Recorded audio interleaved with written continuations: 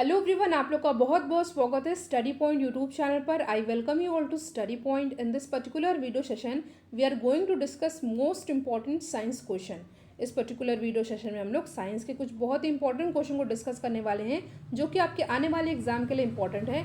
देखिए, आंसर के साथ साथ मैं आपको इंपॉर्टेंट फैक्ट भी बताती चलूँगी जो कि आपके लिए बेनिफिशियल हो सकते हैं। और डिस्कशन को स्टार्ट करने से पहले एक इंपॉर्टेंट क्वेश्चन का आंसर आपको कमेंट बॉक्स में देना है। क्वेश्चन है, जीएसटी समिति के प्रथम अध्यक्ष कौन थे? जीएसटी का फुल फॉर्म होता है गुड एंड सर्विस टैक्स। आपको बताना है इसके प्रथम अध्यक्ष कौन थे। और आपको पता होना चाहिए कि जीएसटी एक प्रकार का इनडायरेक्ट टैक्स है। चार ऑप्शन आपके सामने दिया हुआ, अरुण जेटली, पीयूष गोयल, निर्मला सीतारमण या नरेंद्र मोदी जी। इसका आंसर आपको कमेंट बॉक्स में देना है। वीडियो को आप लोग लाइक ज़रूर कीजिएगा और इसको ज़्यादा से ज़्यादा अपने फ्रेंड सर्किल में शेयर कीजिएगा। तो चलिए हम लोग अपना आज का डिस्कशन स्टार्ट करते हैं जो कि होने वाला है साइंस के कुछ बहुत ही महत्वपूर्ण प्रश्न। क्वेश्चन है, वायरस होते हैं क्या? इस क्वेश्चन को आंसर करने से पहले आपको पता होना चाहिए कि वायरस की खोज किसने की थी। 1892 यानी कि 1892 में ये की गई थी डेमेट्री इवानोव्स्की के द्वारा। वायरस होता क्या है? Virus is a small infectious agent that replicates only inside the living cell of an organism. Virus एक प्रकार का इन्फेक्शियस एजेंट होता है जो कि अपने आप को कॉपी रेप्लिकेट करता है। कहाँ पर? किसी भी ऑर्गेनिज्म, लिविंग सेल के ऑर्गेनिज्म में। ठीक है, कोई भी ऑर्गेनिज्म होगा उसके लिविंग सेल में ये खुद को रेप्लिकेट करता रहता है। और देखिए, virus can be infect all type of life form. किसी भी लाइफ फॉर्म को ये इन्फेक्ट कर सकता है। एनिमल, प्लांट को भी इन्फेक्ट कर सकता है। यहाँ तक कि माइक्रो ऑर्गेनिज्म होते हैं उनको भी इन्फेक्ट कर सकता है, जैसे बैक्टीरिया को। ठीक है, तो चार ऑप्शन आपके सामने दिया हुआ है। वायरस होते हैं क्या? तो ये होते हैं अकोशिकीय। ठीक है, ऑप्शन बी हो जाएगा हमारा करेक्ट आंसर। ध्यान रखिएगा, क्वेश्चन पूछा आता है, virus is a small infectious agent that replicates only inside the living cell of an organism. Living cell को ही ये इन्फेक्ट कर सकता है। ठीक है, नेक्स्ट क्वेश्चन पर आते हैं हम लोग। क्वेश्चन है, हीमोफीलिया रोग किसका एक उदाहरण है? ठीक है, किसका उदाहरण है? चार ऑप्शन आपके सामने दिया हुआ, अनुवांशिक रोग है, संक्रामक रोग है, व्यवसाय संबंधी रोग है या इनमें से कोई नहीं। तो इस क्वेश्चन का करेक्ट आंसर हो जाएगा ऑप्शन ए। ये एक प्रकार का अनुवांशिक रोग होता है। ठीक है, haemophilia is a mostly inherited genetic disorder. ठीक है, देखिए इसमें क्या होता है, इसमें ब्लड क्लॉटिंग जो है रुक जाती है। और ये हीमोफीलिया रोग तीन प्रकार के होते हैं, हीमोफीलिया ए, हीमोफीलिया बी और हीमोफीलिया सी। ठीक है, हीमोफीलिया बी को हम लोग क्या बोलते हैं? क्रिसमस डिजीज़ भी बोलते हैं। ठीक है, तो ऑप्शन ए हो जाएगा हमारा सही आंसर। इसमें आप लोग ध्यान रखिएगा, इसमें क्या होता है, हीमोफीलिया में जो रक्त का थक्का नहीं बनता है, यानी कि जो ब्लड क्लॉटिंग है वो नहीं होता है। ठीक है, इससे जो है डेथ भी हो जाती है इंसान की। तो ऑप्शन ए हो जाएगा हमारा सही आंसर। ध्यान दीजिएगा, एग्जाम में पूछा भी जाता है। ये तीन प्रकार के होते हैं, हीमोफीलिया ए, बी एंड सी, और बी को हम लोग क्रिसमस डिसीज़ भी कहते हैं। अगले क्वेश्चन पर आते हैं हम लोग। क्वेश्चन है, कालाजार रोग निम्न में से किसके काटने से होता है? चार ऑप्शन आपके सामने दिया हुआ है और इस क्वेश्चन का आंसर हो जाएगा ऑप्शन सी, सैंड मक्खी। ठीक है, सैंड मक्खी के काटने से कालाजार रोग हो जाता है। ठीक है, अगला प्रश्न आपके सामने, मनुष्य के शरीर में प्लाज्मोडियम हमला कहाँ करता है? मनुष्य के शरीर में प्लाज्मोडियम हमला कहाँ करता है? और ये करता है कहाँ पर? यकृत कोशिकाओं पर।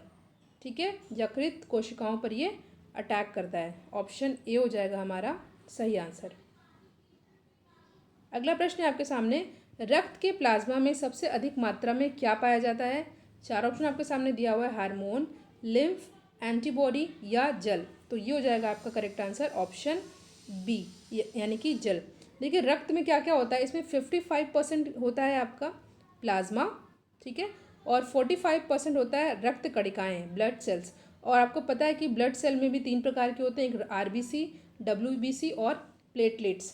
फिलहाल जो क्वेश्चन पूछा है कि प्लाज्मा में सबसे अधिक मात्रा में क्या पाया जाता है, तो ये पाया जाता है जल। ये क्वेश्चन इंपॉर्टेंट है, कई बार एग्जाम में पूछा गया है। ऑप्शन डी हो जाएगा हमारा करेक्ट आंसर। अगला प्रश्न है, बाहरी कान का कठोर लचीला भाग किसका बना होता है? तो ये बना होता है उपास्थि का। ठीक है, उपास्थि का बना होता है जो इंसान का कान होता है उसमें 3 हड्डियां पाई जाती है। एक कान में 3 हड्डी पाई जाती है, तो टोटल दोनों कान मिला करके 6 हड्डियां होती हैं, और सबसे छोटी हड्डी कान की ही होती है, जिसको हम लोग स्टेपीज बोलते हैं। ठीक है, ये आप लोग याद कर लीजिएगा, इंपॉर्टेंट क्वेश्चन एग्जाम में कई बार पूछा गया है। ध्यान दीजिएगा, मनुष्य के एक कान में 3 बोन्स होते हैं, और अगर बात की जाए एग्जाम में पूछा है कि सबसे छोटी हड्डी इंसान के शरीर की कौन सी होती है, तो ये होती है स्टेपीज। ठीक है, जो कि कान में ही पाई जाती है। अगला प्रश्न है, शरीर में सबसे अधिक पाया जाने वाला ऊतक, जिसको हम लोग टिश्यू भी कहते हैं, वो कौन सा होता है। ठीक है, 4 ऑप्शन आपके सामने दिया हुआ है, संयोजी ऊतक, उपकाला ऊतक, पेशीय ऊतक या तंत्रिका ऊतक। और इस क्वेश्चन का करेक्ट आंसर जाएगा संयोजी ऊतक। That is why option A is our correct answer. ये होता क्या, देखिए, एक अंग को दूसरे अंग से जोड़ने का काम करते हैं ये लोग। ठीक है, और इससे ये भी होता है, जो हमारे पार्ट्स होते हैं, अंगों की जो हड्डी होती है, जो हड्डी होते हैं उनका जो है सही स्थान ये पर बनाए रखते हैं। ठीक है, इधर उधर नहीं होता है। और ऊतकों का अध्ययन क्या कहलाता है, टिश्यू की स्टडी क्या कहलाती है, हिस्टोलॉजी। ये क्वेश्चन भी एग्जाम में पूछा गया है, ऊतकों का अध्ययन कहलाता है हिस्टोलॉजी।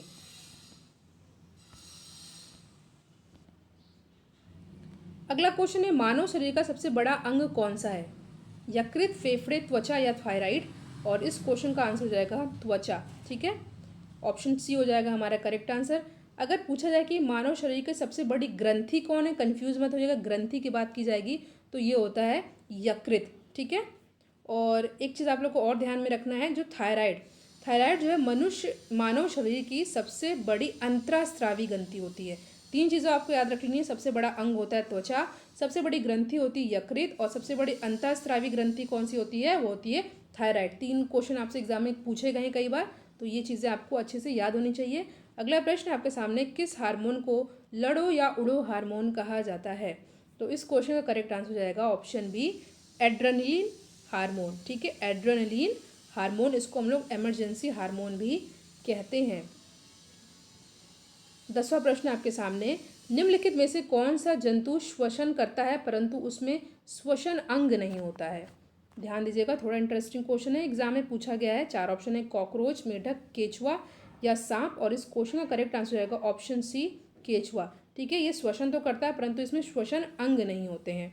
ठीक है, आपको पता है कि ये एक फेमस क्वेश्चन है जो कि हमेशा एग्जाम में पूछा जाता है, किसान का मित्र कौन कहलाता है, तो ये होते अर्थवर्म यानी कि केचुआ ही होता है। इनके पास आंखें भी नहीं होती हैं। ठीक है, ये आप लोग ध्यान दीजिएगा। हमेशा से एक क्वेश्चन और एग्जाम में पूछा जाता है कि ऐसा कौन है जो श्वसन करता है पर उसमें रक्त नहीं होता है, यानी कि ब्लड नहीं होता बट फिर भी वो श्वसन करता है, तो वो है हाइड्रा। ये भी आप लोग ध्यान रखिएगा, हाइड्रा। अगले प्रश्न पर आते हैं, प्रतिजैविक औषधि पेनिसिलिन किससे प्राप्त की जाती है। तो ये प्राप्त की जाती है किससे, फंगस से। और एक आप चीज़ याद करिएगा, अलेक्जेंडर फ्लेमिंग ने ही पेनिसिलिन की खोज की थी। ठीक है, इन्वेंट किया था किसने, अलेक्जेंडर फ्लेमिंग ने। ठीक है, और वीडियो को आप लोग लाइक ज़रूर कीजिएगा, इसको ज़्यादा से ज़्यादा शेयर भी आप लोग करिएगा। देखिए, एक चीज़ आपको और याद रख लेना है, क्योंकि एग्जाम में पूछा जाता है कभी कभी, डीएनए एंड आरएनए, इसका फुल फॉर्म एग्जाम में ये हमेशा पूछा जाता है, फेवरेट क्वेश्चन है ये। तो डीएनए का फुल फॉर्म होता है डीऑक्सी राइबो न्यूक्लियाई एसिड, और आरएनए का फुल फॉर्म होता है राइबो न्यूक्लियाई एसिड। ठीक है, ये चीज़ें आपको अच्छे से याद रख लेनी है। हमारा नेक्स्ट क्वेश्चन है, घरेलू मक्खी के लार्वा को क्या कहा जाता है। घरेलू मक्खी के लार्वा को क्या कहा जाता है, तो ये कहलाता है क्या, मैंगोट। मैंगोट कहलाता है घरेलू मक्खी के लार्वा। ठीक है, और मेढक के लार्वा को क्या कहते हैं, ये कहलाता है टेडपोल। ठीक है, टेडपोल। अगला क्वेश्चन है, राइबोसोम किससे बने होते हैं। 4 ऑप्शन आपके सामने दिया हुआ है, डीएनए और प्रोटीन, केवल डीएनए, आरएनए और प्रोटीन, आरएनए प्लस डीएनए। तो इस क्वेश्चन का करेक्ट आंसर हो जाएगा आरएनए और प्रोटीन। ठीक है, अभी मैंने आपसे डिस्कस किया था डीएनए और आरएनए का फुल फॉर्म। डीएनए का होता है deoxy ribo nucleic acid, RNA का होता है राइबो न्यूक्लिक एसिड। तो ऑप्शन सी हो जाएगा हमारा करेक्ट आंसर। देखिए, जो गुणसूत्र होते हैं या क्रोमोजोम होते हैं, वो 3 चीज़ों से मिलकर बना होता है। क्या होता है, पहले आप लोग देख लीजिए किसके बारे में बात हो रही है, क्रोमोजोम की बात हो रही है। इसमें होता है आरएनए प्लस डीएनए, जिसका मैंने आपको फुल फॉर्म बताया है, प्लस प्रोटीन। ठीक है, अगर आपको याद है कि मैंने इसका क्या बताया तो आप उसका कमेंट बॉक्स में भी बता सकते हैं, डीएनए और आरएनए का फुल फॉर्म। और कई अमीनो एसिड मिल करके प्रोटीन बनाते हैं। ठीक है, ये भी एग्जाम में पूछा गया है। Group of amino acid is called protein. तो इस क्वेश्चन का आंसर हमारा क्या हो जाएगा? Option C. अगला प्रश्न है, एलिसा परीक्षण किस रोग के लिए किया जाता है? कई बार मैंने डिस्कस किया है आपसे, और इस क्वेश्चन का करेक्ट आंसर हो जाएगा ऑप्शन डी, एड्स। एड्स का full form acquired immuno deficiency syndrome. और 1 दिसंबर को विश्व भर में क्या बनाया जाता है? World AIDS day. ठीक है, ये भी आप लोग को याद कर लेना है। 1 दिसंबर को क्या मनाया जाता है? World AIDS day. पनीर बनाने में किस किण्वन का प्रयोग किया जाता है? 4 ऑप्शन है, रेनिन, पेप्सिन, ट्रेप्सिन या एमाइलेज। और इस क्वेश्चन का करेक्ट आंसर जाएगा रेनिन। इंपॉर्टेंट क्वेश्चन है, एग्जाम में कई बार पूछा गया है। ऑप्शन ए हो जाएगा हमारा करेक्ट आंसर। अगले क्वेश्चन पर आते हैं, हाइड्रोफोबिया बीमारी में किसका टीका लगाया जाता है? ठीक है, हाइड्रोफोबिया बीमारी में किसका टीका लगाया जाता है? 4 ऑप्शन आपके सामने दिया हुआ है, खसरा, क्षय रोग, रेबीज या मलेरिया। और इस क्वेश्चन का करेक्ट आंसर जाएगा रेबीज। ठीक है, देखिए हाइड्रोफोबिया बीमारी कैसे होती है? देखिए, जब कोई पागल कुत्ता काट लेता है तो ये बीमारी हो जाती है, और इसमें रेबीज का टीका लगाया जाता है। तो ऑप्शन सी हो जाएगा हमारा करेक्ट आंसर। ठीक है, देखिए लुई पास्चर ने रेबीज की टीके की खोज की थी, ये भी आपको ध्यान में रखना है। किसने की थी? लुई पास्चर ने। अगला प्रश्न है, निम्नलिखित में से आंखों के किस दोष को दूर नहीं किया जा सकता है? मायोपिया, हाइपर मेट्रोपिया, वर्णांधता या इनमें से कोई नहीं। देखिए, मायोपिया को जो है दूर किया जा सकता है। देखिए, मायोपिया को हम लोग निकट दृष्टि दोष कहते हैं, जो कि अवतल लेंस के प्रयोग करने से ये बीमारी दूर की जा सकती है। सेकंड है हाइपर मेट्रोपिया, इसको हम लोग दूर दृष्टि दोष कहते हैं, जो कि उत्तल लेंस का यूज़ करके इसको भी दूर किया जा सकता है। देखिए, वर्णांधता ये जो है दूर नहीं किया जा सकता है। ठीक है, तो ऑप्शन सी हो जाएगा हमारा करेक्ट आंसर। वर्णांधता में होता क्या है कि जो भी इंसान होता है वो कलर का डिफरेंस नहीं कर पाता। ठीक है, कलर में अंतर नहीं बता पाता है वो रंगों का। तो ऑप्शन सी हो जाएगा हमारा सही आंसर। अगला प्रश्न है, मानव शरीर में किसकी अधिकता से हृदयघात या हार्ट अटैक होता है? आसान प्रश्न है, उस क्वेश्चन का करेक्ट आंसर हो जाएगा कोलेस्ट्रॉल। ऑप्शन बी हो जाएगा हमारा करेक्ट आंसर। ठीक है, इससे जो है ब्लड का, जब कोलेस्ट्रॉल अधिक हो जाता है हार्ट में तो ब्लड का सर्कुलेशन हो नहीं पाता है, इससे जो है हार्ट अटैक हो जाता है। ठीक है, बीपी भी बढ़ जाता है, इससे ब्लड प्रेशर इंक्रीज हो जाता है। तो ऑप्शन बी हो जाएगा हमारा करेक्ट आंसर। अगला प्रश्न है, मधुमेह रोग किसकी कमी से होती है? डायबिटीज़ की बात हो रही है, तो ये होती है इंसुलिन की कमी से। ठीक है, ऑप्शन बी हो जाएगा हमारा करेक्ट आंसर। इंसुलिन होता क्या है? ये एक प्रकार का हार्मोन होता है। ठीक है, ऑप्शन बी हो जाएगा हमारा सही आंसर। नेक्स्ट क्वेश्चन पर आते हैं हम लोग, रक्त की प्रकृति कैसी होती है? देखिए, जो पीएच वैल्यू होता है, थोड़ा आप लोग इस पर ध्यान दीजिएगा। अगर पीएच वैल्यू, ठीक है, पीएच वैल्यू 7 से ज़्यादा है तो वो क्षारीय होगा, 7 से कम है तो वो अम्लीय होगा, और अगर 7 है तो वो उदासीन होगा। तो रक्त की प्रकृति कैसी होती है? तो रक्त की प्रकृति कैसी होती है? क्षारीय। और इसकी वैल्यू क्या होगी? पीएच वैल्यू कितनी होती है? एग्जाम में कई बार पूछा गया है।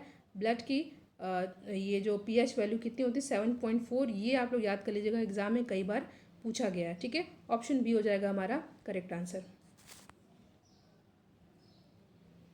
अगले प्रश्न पर आते हैं, पाचन क्रिया में प्रोटीन निम्नलिखित में से किस पदार्थ में बदल जाती है?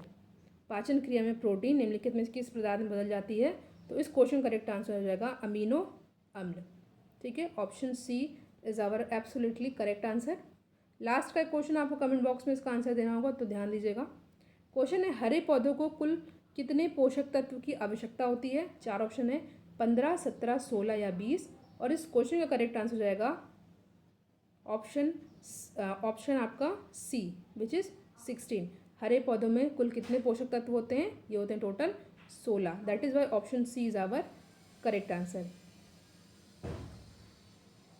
अगला प्रश्न आपके सामने, कोशिका सिद्धांत का प्रतिपादन किसने किया था? कोशिका सिद्धांत का प्रतिपादन किसने किया था? तो ये किया था किसने? 4 ऑप्शन आपके सामने दिया हुआ है, Darwin and Bayliss, Mendel and Morgan या स्लाइडन एंड स्वान। तो ये क्वेश्चन इंपॉर्टेंट है, ये किया था किसने? स्लाइडेन एंड स्वान ने। ऑप्शन सी हो जाएगा हमारा करेक्ट आंसर। और कोशिका की खोज किसने की थी? कोशिका की खोज की थी रॉबर्ट हुक ने। ठीक है, ये भी आप लोग याद रखिएगा। लास्ट क्वेश्चन है, ठीक है। मैंने आपसे कहा था कि इस क्वेश्चन का आंसर आपको कमेंट बॉक्स में देना है। क्वेश्चन क्या है? दूध में उपस्थित कौन सा प्रोटीन पाया जाता है? बहुत ही फेवरेट क्वेश्चन है, बहुत ही पॉपुलर क्वेश्चन है, कई बार एग्जाम में कई बार पूछा गया है। तो क्वेश्चन है दूध में उपस्थित कौन सा प्रोटीन पाया जाता है? There is 4 option given, thiamine, casein, insulin या एल्बुमिन। तो इसका आंसर आपको कमेंट बॉक्स में देना है। वीडियो को आप लोग शेयर ज़रूर कीजिएगा, लाइक ज़रूर कीजिएगा और क्वेश्चन के आंसर आप लोग ज़रूर दीजिएगा और सभी क्वेश्चन को आपको अच्छे से याद कर लेना है। Thank you so much for watching. Thank you.